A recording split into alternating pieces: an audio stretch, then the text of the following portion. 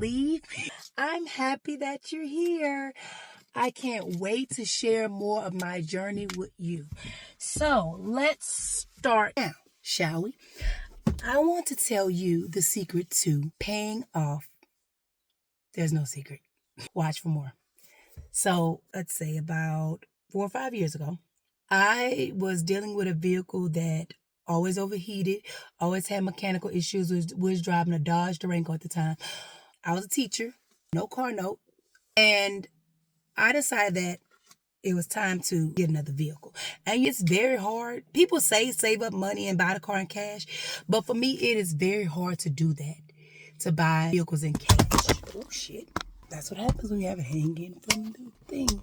But like I was saying, it was very hard for me to buy a car in cash because, number one, when you buy a car in cash, you have to make sure that car is reliable. You have to make sure that car has no mechanical issues. The person before you took very good care of it. And to me, that's taking a chance.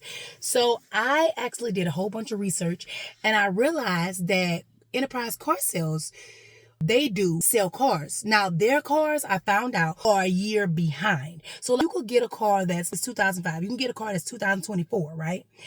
And put $5,000. I believe that's a typical amount that they tell you to put down because my friend tried to do the same thing and they told her $5,000 down. So I put $5,000 down and I drove away. One more time. See, try to stop this show. Motivation. So when I went, I put $5,000 down. I got a 2018 Nissan Pathfinder.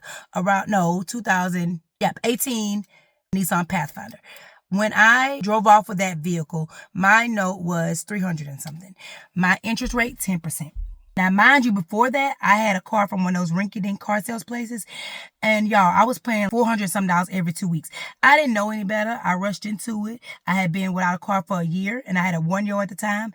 And I drove that car until the wheels fell off. I parked it and then I started driving my husband's Dodge Durango.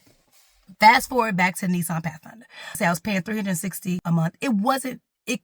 I promise you, it didn't have to be that bad, but it was because at the time we had 2 kids. One had just got into school, so we were still paying $250 every 2 weeks for daycare. So $500, $600 for daycare and aftercare. And that's about $700.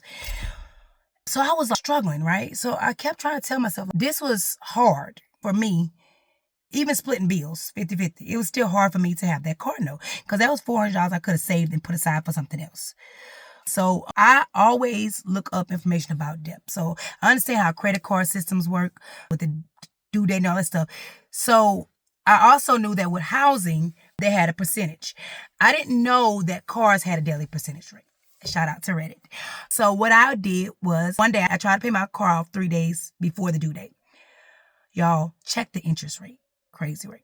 It probably brought less to my interest and more to my principal. Pretty much almost the whole thing went to principal. $320 instead of my regular maybe $280 or $250 that would usually go to principal. Me paying it 3 days ahead or 4 days ahead, it really put more on my interest, more towards my principal. And then every year when I would get taxes, I would put like $1,000 of my tax money to that. Again, the car was only 19, still $19,000, y'all, once I had put $5,000 down. The car was $21,000. I still had taxes, fees, registration, all of that added on and compounded. Phew, that's how I got that $360 something note, right? So I was about a year and a half into paying a note. I started putting maybe like 34, throwing a little bit here, there. But when I tell you what really helped my system was paying it a week ahead. You will be surprised, y'all. Now, if you telling yourself, I can't do it, that's not true. It's not. Another thing I did, well, I'm doing now because I have a van. And y'all, the van is like $600 a month, $670 a month. Car note is due on the 11th. The first check I get before that car note due is my last check of the month. So y'all, and that's also mortgage. All that was coming out. So I was stressing about with this $670 note. But I knew if I could do it with that Pathfinder, paying $20,000 off in 3 years, just by, like I said, paying it a week early. Knocks off a lot of interest. Crazy work.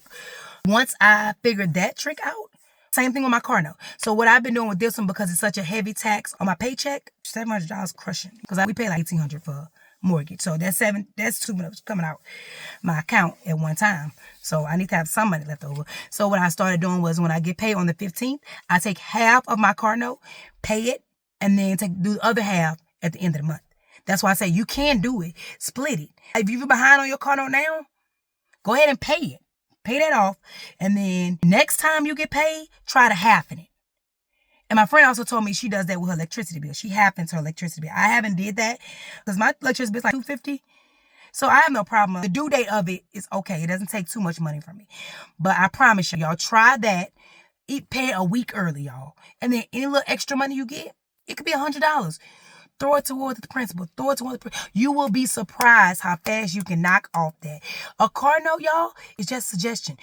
You don't have to take that suggestion and go with it. Do more because nobody wants a car note. I don't want to be stuck, even though this interest rate is way 4%. I don't want to be stuck in this for no 5-6 years, y'all. I'm ready to own this and be done. Free up your money. Don't ever think that $500, $600 car note is going to stay with you for 5 or 6 years. Don't put yourself in no bind like that. No. 2-3 years, y'all pay it off. You get a tax return, pay it off. Why not? Why are you holding on to that? Even if the percentage rate is less, that's more money you could be investing in something else. That's more money that could be used for something else.